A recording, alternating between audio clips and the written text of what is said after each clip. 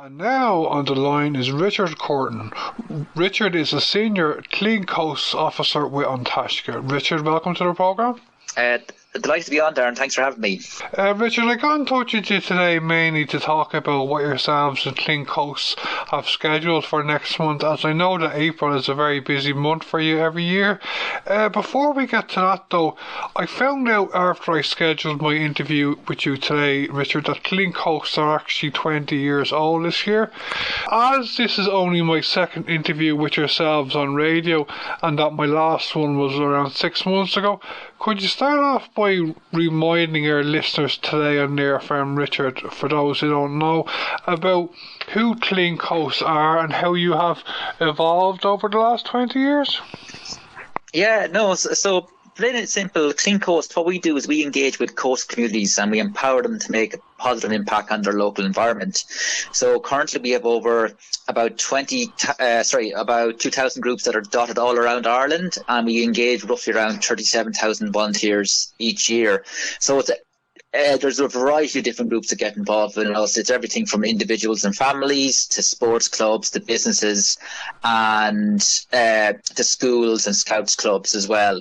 So Clean Coast groups can be involved in a variety of different actions. They can be undertaking beach cleans, they can do marron grass planting, or they can be working with the local authorities to improve beach management practices. So yeah, we have a wide variety of kind of groups and individuals that engage with us each year. So the program itself, it's 20 years in operational now. So we're celebrating our 20th birthday. First kicked off in 2003 as part of an Interreg pilot program, and from then it's gone from strength to strength.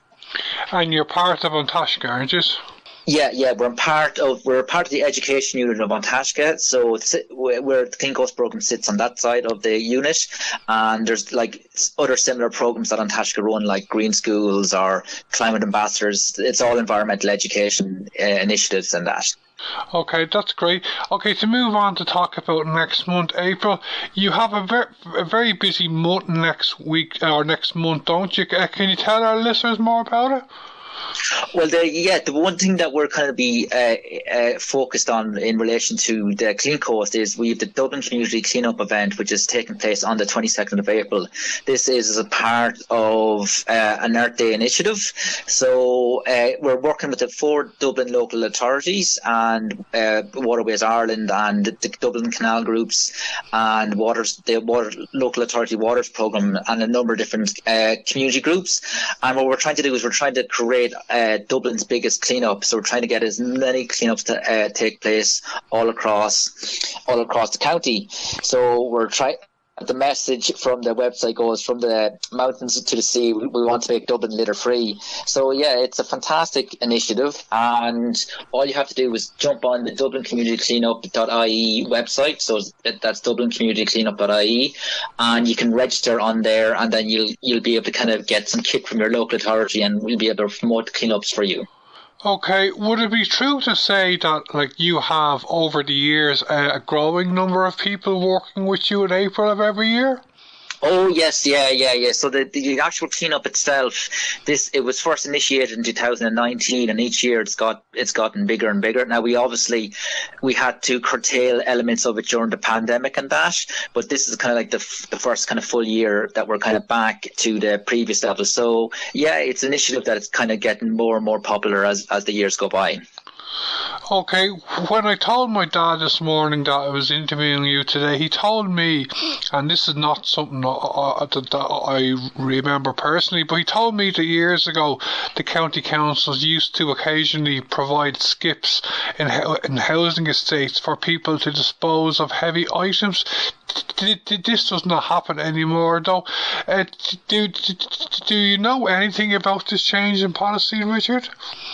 I actually don't now. I'm not too familiar about the supplying of skips and stuff like that. So yeah, that change in policy I'm not aware of. But I do know that some of the local authorities are now offering the collection of beds and stuff like that, or large scale items. I think that's been brought in by the department. I've seen that in a press release recently, but I don't know the full details concerning it. Okay, cool. Okay, Richard, I know that at yourselves in Clean Coast and everyone working on National Spring Clean campaign every year, including the people who help out across the year, I know you're doing great work, and it's great when you get media coverage. I think I saw, I'm not sure, I think it was involved with you, was on the front page of the Northside People a week or two ago. Was that you yourselves, yeah? Yeah, that could have been as part of the National Spring Clean. So that initiative is promoted at the moment, and it's run through the month of April. And that's like, so the National Spring Clean it's a kind of a similar program to Clean Coast. It's just they're two separate programs, but it's my colleagues work on that particular program, and it's a fantastic initiative.